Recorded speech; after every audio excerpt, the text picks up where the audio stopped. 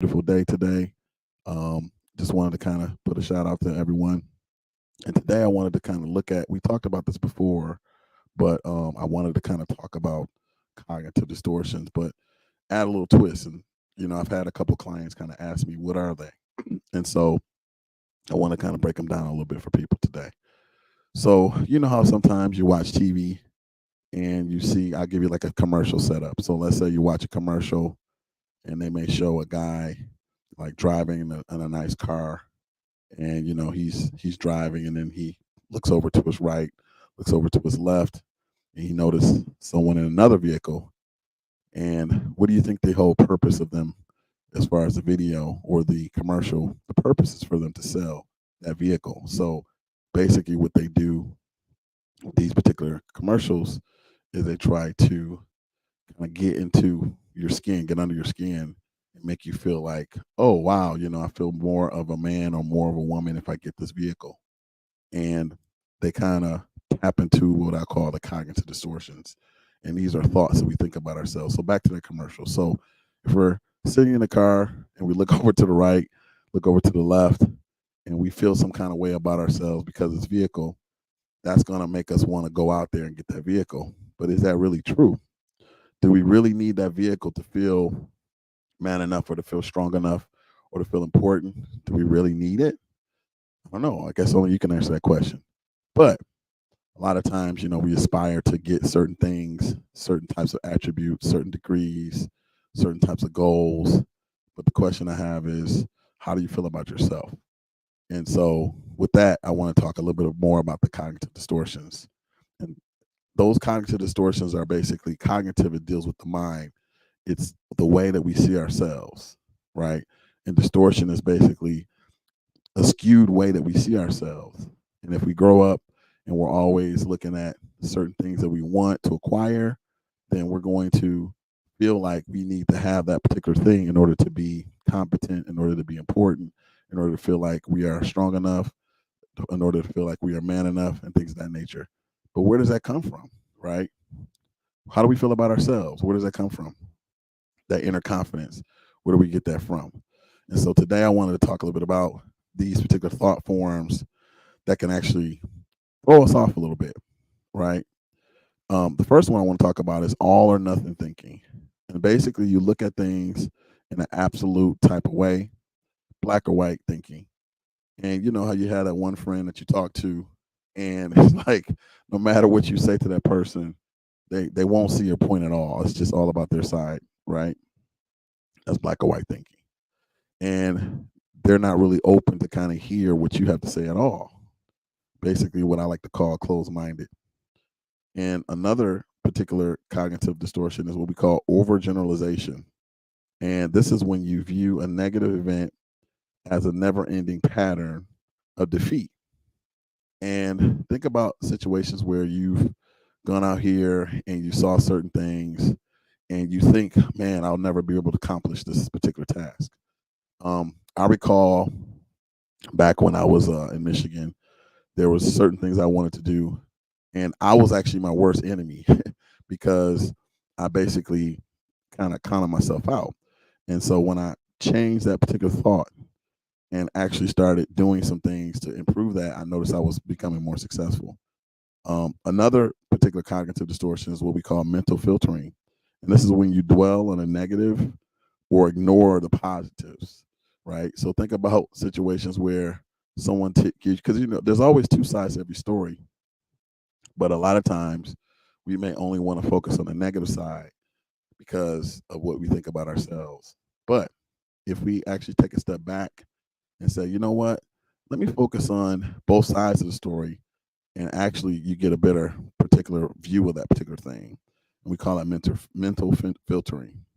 Another particular cognitive distortion is discounting the positives. And this is where you insist that your accomplishments or positive attributes don't even count. Think about a time when, you accomplish something and you sell yourself short. Why is it that we sell ourselves short? Why is it? Do we feel like we want to get some sort of pat on the back for it? Do we want to get some sort of people to admire us because we haven't accomplished certain things? Where does that come from? Something to think about. Another cognitive distortion is when we jump to conclusions. This is a big one. I remember this happened to me a lot in high school where, you only see part of a situation and you jump to conclusions because it makes it appear like it's something, but it really may not be what you think it is.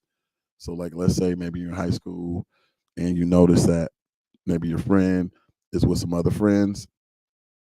In your mind, you're assuming that, oh, you know, they're not really with me anymore, but they could just be in class with that particular person or just bonding with that person.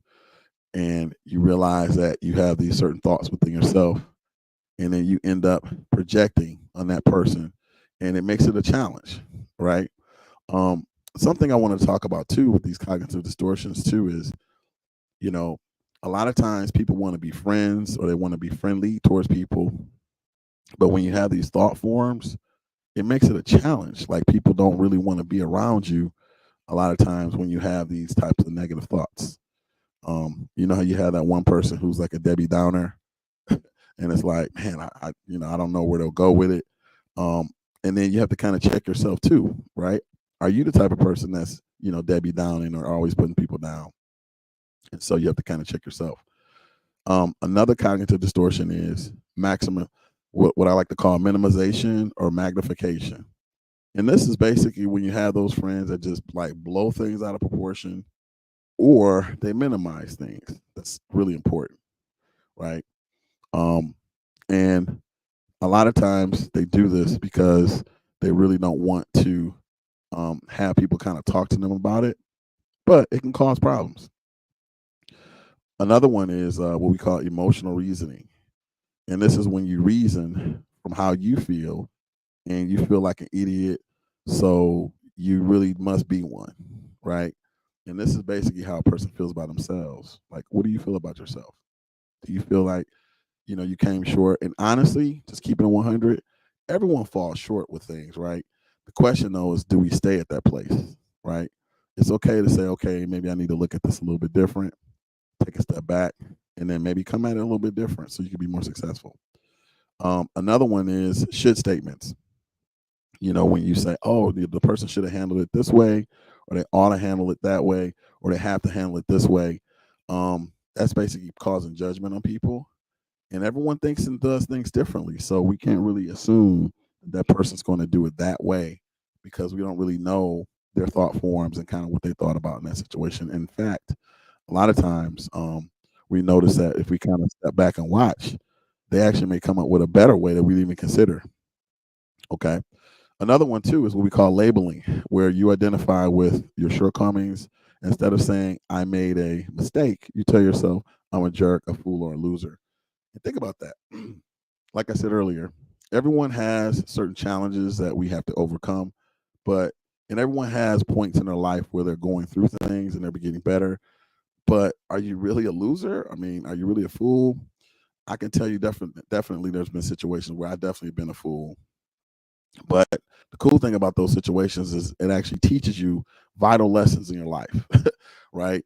Okay, if I go through this experience, I learn this lesson, I'm never going to do this again. And actually, what happens is you get wisdom through that situation. Another one is what we call personalization or blame, where basically you blame yourself for something you weren't really responsible for, or you blame other people and overlook what's really, really important, like your attitude and your behavior. And, you know, have you ever been in a room and you notice somebody's vibe and they talk about, man, I really like that vibe, right? And what do people mean when they say that? They're talking about their vibration. They're talking about like the energy that the people bring, right? What are you bringing? So think about that. Like, what type of vibe are you bringing around people? Do people want to be around you? Do you repel people, right? Are you being supportive of people or are you pushing them away? And so think about that as far as like how you're communicating with people and what you're doing as far as getting to know people. Okay. All right. So now those are like basically 10 cognitive distortions. And I want to talk about like 10 ways that we can untwist or change those points of view. And one way we can untwist it or change it is basically identify the distortion. And so I'll go through those again. The first one was what we call all or nothing thinking, basically black or white thinking. The second one is overgeneralization, where we generalize things. Third is mental filter. The fourth is discounting the positive. The fifth is jumping to conclusions. The sixth is magnification or minimization. The seventh is emotional reasoning. 8 would be should statements. 9 would be labeling, and 10 would be personalization or blame. And basically, these 10 ways, you can actually use these ways to kind of get out of that thought process. So first of all, you want to identify the distortion. So write down your negative thoughts so that you can see which of the particular cognitive distortions you're involved in. And this can make it easier for you to think about it and then problem solve with it. So typically what I do is I have my clients get like a notepad that they can get at the dollar store for like $1. And you'll notice as you go through these particular distortions, you'll notice some of them pop up. And the first thing I share with people is don't judge it, because it's not a problem. Like, we're working on bettering ourselves with it, so we notice it, but we don't judge it. So once we acknowledge it, then what I would do is reframe. And when we reframe it, basically we set it up a little bit different, right? So so going into the situation with the all or nothing thinking, what I would do is think about which particular distortion am I focusing on? Am I being a little bit, am I blaming myself? Am I saying people should have done things a certain way? Right? And then how can I change that distortion? Maybe ask myself, is there another way somebody can do things? Right? There's like an infinite amount of ways that people can do things. Right? And think about it. So if we think about, like, just, I'll give you an example. Think about just skiing down a hill. How many ways can you ski down a hill? Right? You can ski on one leg, you ski on both legs, you can ski backwards, you can ski on your hands, you can sit down and ski. There's infinite amount of ways you can actually ski. And sometimes I notice is if we have certain expectations, it can make things a little bit challenging, because in our mind, if it doesn't fit that schema or that thought process, then we tend to kind of become frustrated and think, oh no, it has to be this way.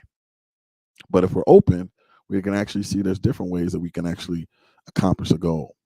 So first thing you want to do is you want to write down a negative thought process. And then you want to ask yourself, okay, can I see this a little bit different? Then you want to, instead of assuming something negative, you can say, well, wait a minute, can I do something positive? Can I do something different? So let me give you an example. So like, let's say you notice that people are liking to eat meat or something, right? So you notice people like to eat meat. Okay, no problem. Well, there's some people that don't like to eat meat. So what? Right? And I would say with this, you have to kind of step back a little bit and not put your personal view into the situation, because then you're making it personal. And at first, it's going to feel a little uncomfortable, because we tend to kind of gravitate with the world with our personal views. But you have to kind of take a step back and just say, okay, are there people out here that don't eat meat? Of course there are. Okay. So are there some advantages to not eating meat? Sure, there are. Okay, great. You can say, well, if I were to not eat meat, would that kill me? Probably not. After a long period of time, probably, but for a short period of time, probably not. And so, as you kind of play around with this particular thought pattern, what happens is it helps you become a little bit more flexible with the way you see things, and you can come up with other solutions to solve things. Okay. Another thing too is, instead of assuming that your negative thought is true, examine the actual evidence of it. For example, if you feel that you never do anything right, you can list several things that you have done as right and successful. A lot of times I'll talk to clients and they say, man, I don't do anything right. And I'm like, well, wait a minute, let's talk about, like, how did you get to this career? Like, well, wait a minute. I, accomplished quite a few things. I'm like, okay. And as they start talking, they realize, well, you know what? You're right, Larry. I have actually accomplished a lot of stuff. And I say, okay, cool. So why are you so negative on yourself? And that's something I would also encourage people to be easy on yourself, right? And what do I mean by being easy? Have compassion for yourself. What does that mean? Don't be so hard on yourself, right? There's always people who, even myself included, that I'm not out here being perfect. No one's perfect, right? There's nobody out here that's perfect.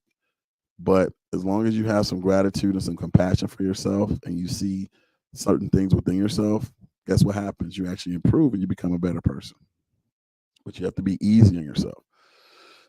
A lot of times we have what we call negative talk, and this is like in our subconscious, things that we say about ourselves, right? Negative things that we say about ourselves. And these are things that we don't really see, but it's like things that we talk about ourselves all the time that we believe is true. And so what ends up happening is we kind of vocalize that and then put it out there because we're putting it out there. But I would like for you to take this challenge. Think about 3 things that's positive about yourself. Think about that. For example, are you making it to work every day? Okay, that shows that you're consistent, right? Are you a man or woman of your word? That shows that you have certain values that you want to take care of what you said you're going to do, right? Are you a hard worker? That's a good quality, right? Think about 3 qualities that you have with yourself. And even if it starts small, right? If you're consistent with a particular regimen, that shows you're consistent, right? And why is that important? Well, because you got to start small, because these small things actually lead to bigger things, but it's important to acknowledge them first, and then we can expand and grow with them. But how can you grow if you don't acknowledge them? So it's important to acknowledge them. Okay. All right. Another thing too, the double standard method. Instead of putting yourself down in a harsh, condemning way, talk to yourself in the same compassionate way you would talk to a friend with a similar problem. Now, you know how, and maybe you haven't had this situation, but if someone comes to you and they need help, are you supportive of that person? Are you compassionate towards that person? If you are, can you do that same thing towards yourself? You know, the body is very powerful. Whatever you tell it, it will agree with. So if you're having negative conversations with yourself, if you're having certain things that you're doing to yourself that's not positive, your body starts believing that. So it's important to make sure you change that dynamic so your body can be supportive of what you believe it to be. Okay. All right. So be easy on yourself. What does that look like? Well, what are you doing to reward yourself? Right? Are you going for walks? Are you taking yourself to the movies? Right? Um, I like to do that. I like to go to the movies by myself. People say, "Oh, that's weird." Actually, that's just me acknowledging myself and just going to the movies. What are some things that you like to do with yourself for fun? Right? Do you like to go to acknowledge something that just you can enjoy for yourself? I'm curious to see what you guys think. So feel free to reach out and share what you guys like to do for yourself. Right? Okay. Also, too, there's another one called the experimental technique. And with this experimental technique, basically, you do an experiment to test the validity of your negative thoughts. And so, for example, if during an episode of panic, so maybe you're going through like a panic episode, you become terrified that you're about to die from like a heart attack or something just so severe, you could jog, you could basically do something to kind of get out of that mindset. And you realize, wow, it wasn't as big as I thought it was. And a lot of times, sometimes we can make things worse than what it is. Um, One thing I like to recommend too is a breathing technique. Well, basically, you stop, hold your breath for 3 seconds, and then let go. Phew. Yeah, when you do that 3 times, what that does is that sets you into the moment and you kind of get out of the fight or flight mode. And that's very, very important because it puts you in the present moment. You know, when you're anxious, what happens is you get put in what they call the fight or flight mode. And you basically just want to basically fight or flight, basically run away or fight a situation. And unfortunately, when you're in that mode, your brain is not in what we call a thinking brain mode. You basically want to protect yourself and you're not going to make the best choices when you're in that mode. And so the best way is to kind of relax your body, relax your mind, put yourself in a calm state so that you can process and think clearly. Another one is thinking in shades of gray. Although this method may sound drab, the effects can be pretty powerful. Instead of thinking about your problems in an all or nothing type of extreme, you can evaluate the things and put it in a rail, like a scale from like 0 to 100. So, for example, let's say you lost your job. Okay, great. you lost your job, and you say, well, how would I put that on the scale? Well, you need your job to pay your bills. Say 100 is like really, really bad. 0 is like, and I'm sorry, 100 is really, really, really great. 0 is like, oh man, this is like really horrible. I might say maybe a 50. And the reason why I would say that is because guess what? You can always get another job. A lot of times we get so caught up on a particular position or job that we have that we think we can't get another job. But at the end of the day, we can always get another job, right? Um, it's just our connection to it makes it feel like it's deeper than really what it is. And honestly, I feel like when we lose these particular positions or these job situations, typically it's for our betterment because typically we end up getting something better. It's more better for us anyway. Um, and we'll notice that as we transition to that new thing, we're feeling a lot more comfortable. We have different things kind of working for us. We have an opportunity to kind of reinvent ourselves and kind of be a different person compared to how we were with the past position. So something to think about. Also, too, there's a method called the survey method. And this is basically where you ask people questions to find out if your thoughts and attitudes are realistic. Because sometimes we could be so harsh on ourselves and we may think one thing, but when we talk to our friends, they give us something else. So, for example, if you believe that public speaking is anxiety for you or is abnormal or shameful, you could talk to friends and say, hey, how do you feel about talking? What do you think about that? And then you could talk to people and get their 411 on that and get an idea what that feels like to them. And that could give you another perspective. Also, too, there's another term called defined terms. So when you're labeled yourself, if you label yourself as inferior or a fool or a loser, and you ask what's the definition of a fool, you'll feel better when you realize that there's no such thing as a fool. And just think about it. Whenever you start something and you're new to it, you're always going to make mistakes, right? How many people play sports out here? Okay, so whenever you learn a new sport, it's going to be a little tough, right? Even if you're an athlete, you're going to kick yourself. You're going to make mistakes. You have to learn how to have fun with it, right? And go easy on yourself. And you find that when you do that, it tends to go by a lot quicker. You tend to have more fun with it. You tend to appreciate the sport a little bit more too. All right. Another one we call is the semantic method. And you simply substitute language that is less colorful and emotional.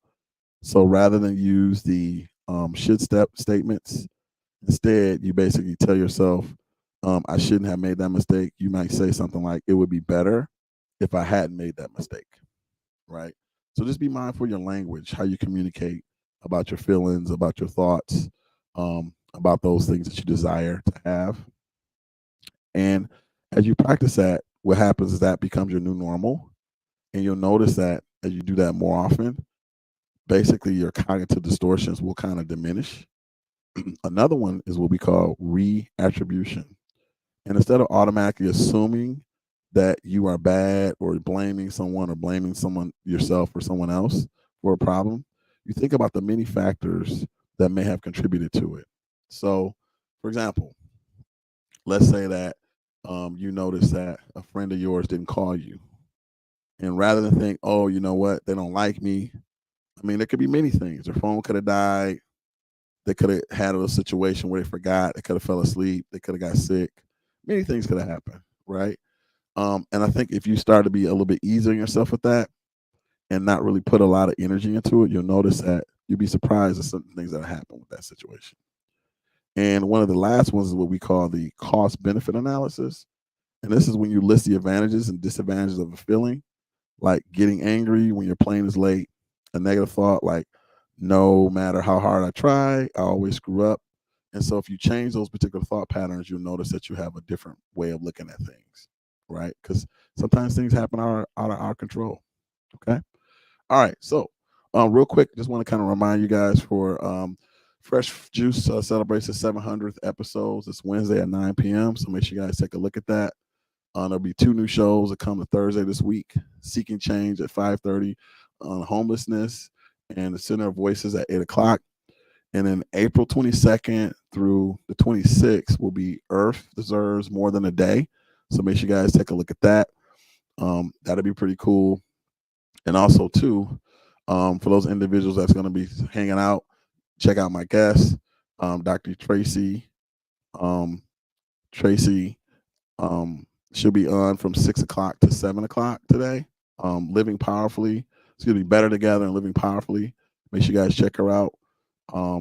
And guys, real quick, I'm curious to see if you guys want to kind of chime in and tell me what you guys think as far as if we start having a conversation about what are some things you guys are interested in.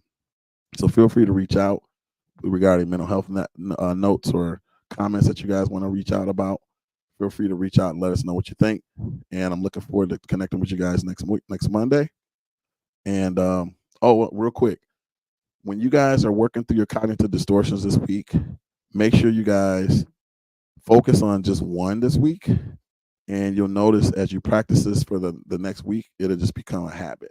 So if you just notice one, get a notebook, write it down, and then just come up with a different way of looking at it. And just let me know how that works out for you guys. Okay? All right, guys. I'll be letting you guys go, and I'll see you guys next week. Without further ado, you guys, peace and deuces.